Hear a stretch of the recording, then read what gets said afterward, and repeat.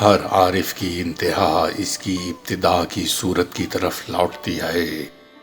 لیکن اس وجہ کے سوا جس کا مبتدی مشاہدہ کرتا ہے، اور اس کی مثال یہ ہے کہ مرید پر اس کی ابتدا کی حالت میں قوم کے نزدیک واجب ہے کہ دنیا کی ہر چیز ترک کر دے جو اسے اللہ تعالیٰ سے مشغول کر دے۔ جب وہ اس بارگاہ تک پہنچ جائے جس بارگاہ تک قوم کی اصلاح کے مطابق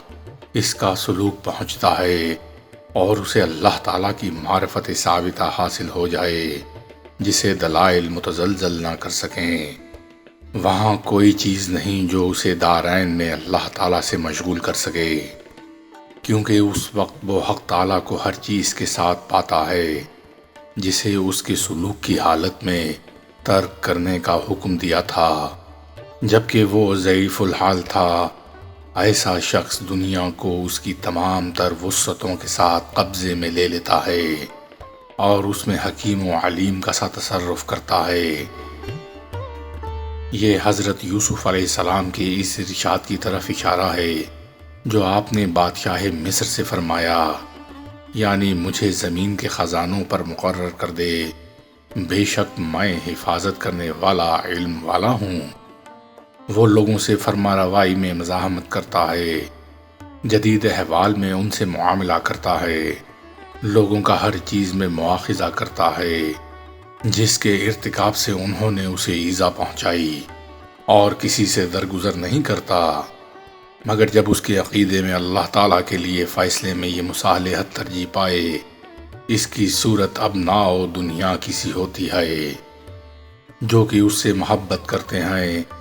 اور اس کا قصد مختلف ہوتا ہے، باوجود یہ کہ اس کا کمال اسی میں ہے، اور جب وہ اس کے خلاف کرے تو اس کا مقام ناقص ہو جاتا ہے۔ اس کی وضاحت یہ ہے کہ بندہ جب اللہ تعالیٰ کی معرفت کے ساتھ متحقق ہوتا ہے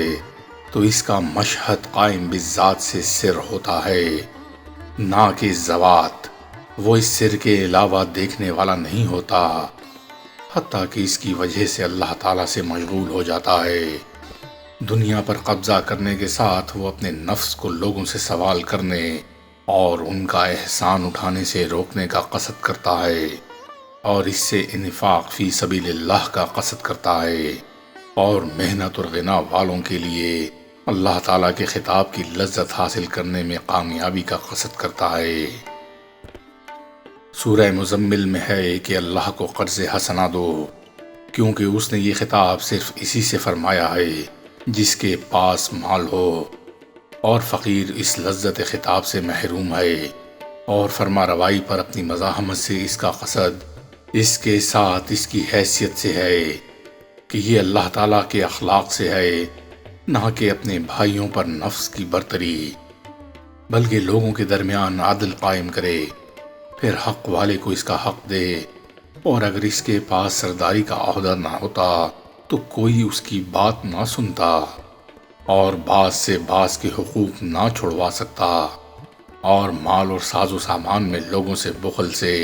انہیں خاطر و مدارت کے احسان سے خلاصی دینے کا قصد کرتا ہے۔ عارف کی صورت اس کی ابتدا کی صورت کی طرف لوٹ آئی جبکہ قصد مختلف ہیں،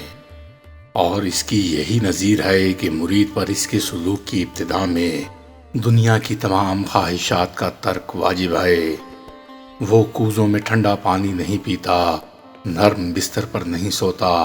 اپنا پہلو زمین پر نہیں لگاتا۔ جب اس کا سلوک انتہا کو پہنچتا ہے اور اللہ تعالیٰ کی ایسی معرفت حاصل کر لیتا ہے جو کہ قوم کے مابین ثابت ہے،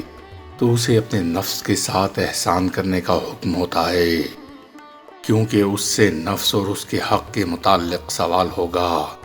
وہ خواہش کی چیزیں کھاتا ہے، نرم بستر پر آرام کرتا ہے،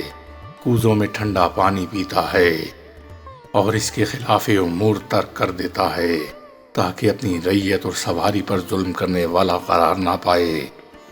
کس قدر طول اور طویل ٹھنڈی یا گرم راتوں کا جنہوں نے اسے بیدار رکھا، اور کس قدر طول ان اوقات کا کہ اسے بھوکا پیاسا رکھا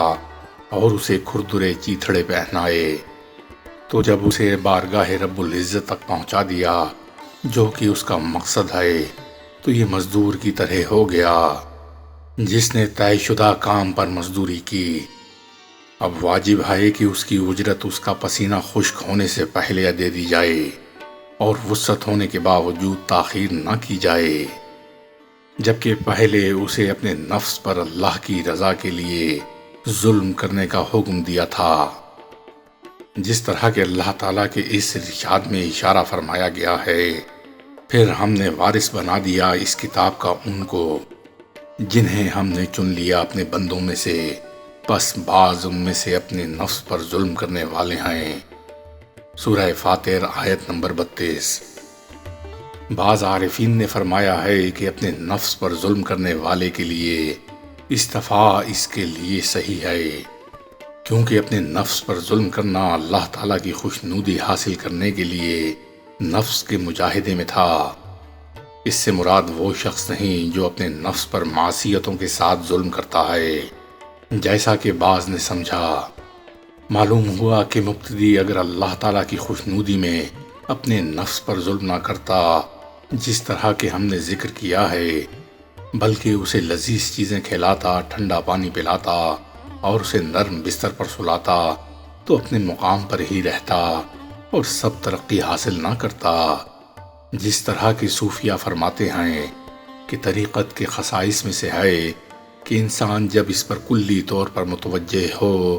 تو اسے اس کا بعض ملتا ہے، اور اگر اس پر کلی طور پر متوجہ نہ ہو تو کچھ بھی نہیں ملتا،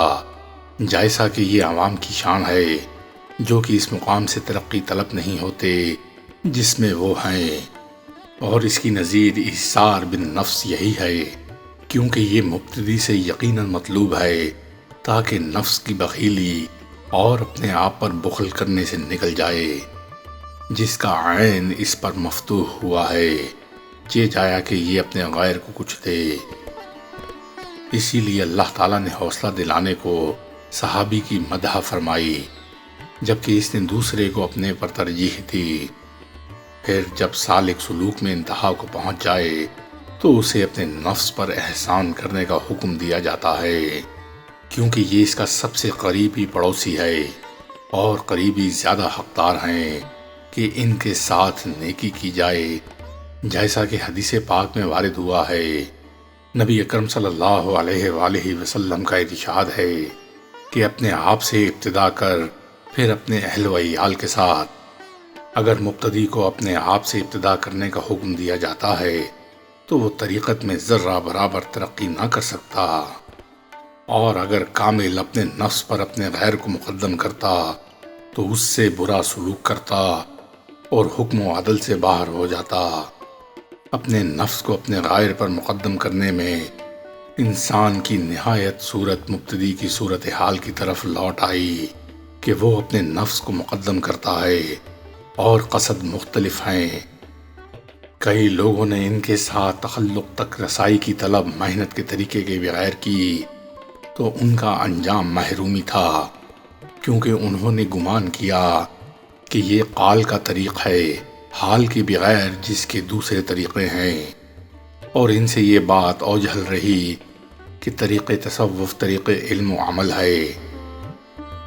شیخ مفرح رضی اللہ تعالی عنہ فرماتے ہیں کہ مرید کے ارادت میں اپنے پہلے قدم میں سچا ہونے کی علامت یہ ہے کہ اسے 3 خصلتیں عطا ہوں: اس کے عزم کی تقویت کہ ہوا میں چلے اور پانی پر چلے اور غائب سے خرچ کرے، تو جسے یہ تینوں حاصل نہ ہوئیں وہ ان میں سے ہے جنہیں ارادت کی مہک تک نہیں آئی۔